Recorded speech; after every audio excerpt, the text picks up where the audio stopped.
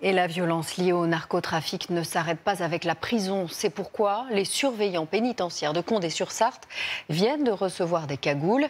Il s'agit d'éviter que les détenus ultra dangereux ne les identifient et ne s'en prennent à eux ou à leurs proches à l'extérieur. Jeanne Cancard et Raphaël Maillochon.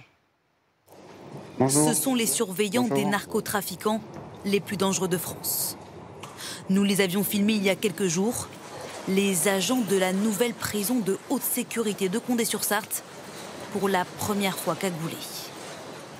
Cacher son visage pour se protéger à tout prix des détenus les plus menaçants. Jusqu'à présent, seuls les hérisses, l'élite de l'administration pénitentiaire, portaient des cagoules. Ce sont eux qui interviennent dans les situations les plus complexes. Désormais, les agents du quartier de lutte contre la criminalité organisée des prisons de haute sécurité en sont aussi dotés. L'administration pénitentiaire veut même étendre son utilisation aux autres prisons. Les cagoules sont une dotation possible, aussi pour les agents affectés au sein des quartiers d'isolement accueillant des profils liés à la criminalité organisée.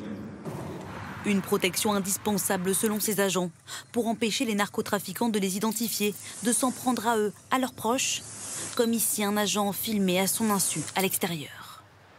Nous avions rencontré il y a quelques mois un surveillant pénitentiaire qui nous confiait sa plus grande crainte. On peut être amené à être reconnu par des personnes détenues ou de la famille de détenus, etc.